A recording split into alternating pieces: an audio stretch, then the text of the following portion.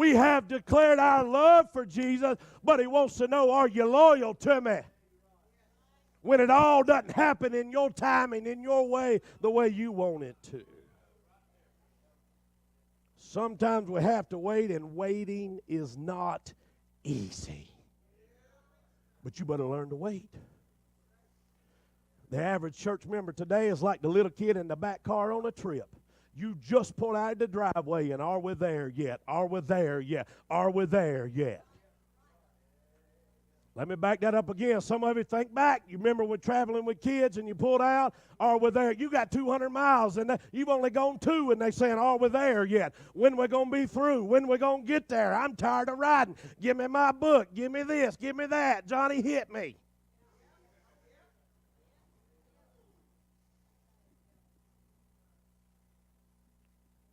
Most of us, God is trying to test our loyalty, but the whole time, Lord, is it over yet? Is it done yet? Is the trial yet? Have I waited long enough yet?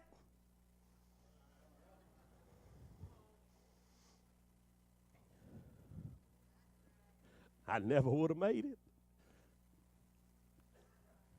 I never would have made it. Waiting is not inactivity. Waiting is an exercise of trust. It's knowing you can't fix it, but you believe enough in the one that will and the one that can that you'll wait. Many have moved impatiently and have produced their own problems. Many have birthed your own burden because you would not wait on the Lord. You've produced your problem. You've birthed your own burden because we got too impatient. Been there, done that. Again, another T-shirt. So what are you talking about, preacher? Well, Genesis 16, Abraham, the father of faith, got in a hurry in Genesis 16. Him and Sarah had a promise, but they got impatient, and they produced their own problem. They birthed their own burden called Ishmael.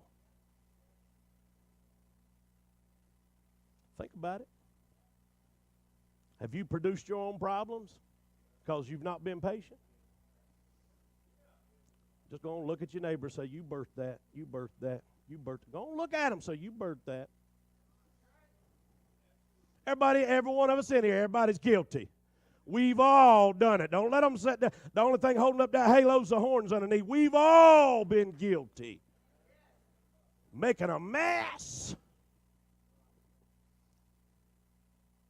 Lost your job because you wouldn't go to work. You birthed that. Lost a house because you wouldn't make the payments. You birthed that. There's hell in your home. You birthed that. I'm sad and unhappy. You birthed that.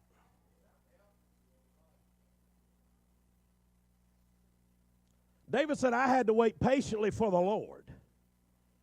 I had to just sit there and trust Him.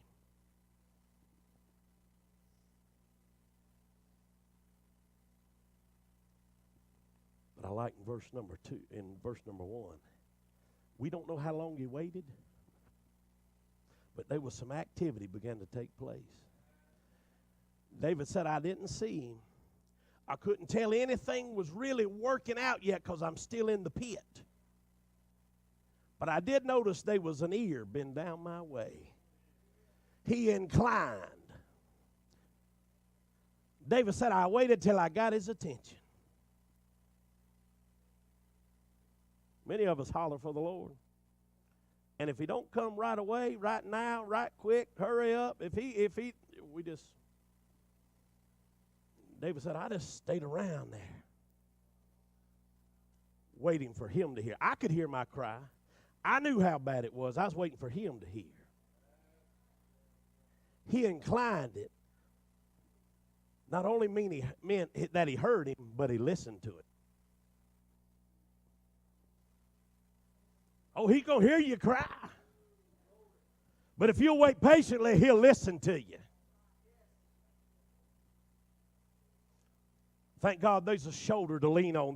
There's someone that you can trust. Someone when you can't tell anybody else or can't describe it or explain it to somebody else how you're feeling. When you can't tell your doctor or your spouse or your children. When you can't tell. I'm glad if you'll just wait on the Lord, there'll come a time that it'll get personal one-on-one with just you and Him. And it won't be that He just hears you, but it's going to come to a point He's listening to you. Then notice the business picked up. Verse 2, He brought me up out of the horrible pit. I remember that. I stand here today. I remember the pit, the miry clay that I was in the middle battle that I was facing. And I want to tell you, I'm glad the Lord brought me through. You say, preacher, you shouldn't tell everybody all the problems you had and that you had to go see a doctor. That's the issue we have in church now. We're so fake and phony, we won't be real. The same thing that's in this pulpit is what's in the pew. The same problems I face is the problems that you face. We need to just get real and understand from the pulpit to the back pew, it's only the Lord that can bring us through. Then notice He put a new song. What's the song? Praise. Praise unto our God. That's all I've tried to do this morning. Just want to share a thought with you because I want to give Him some praise. Because I promise you I never would have made it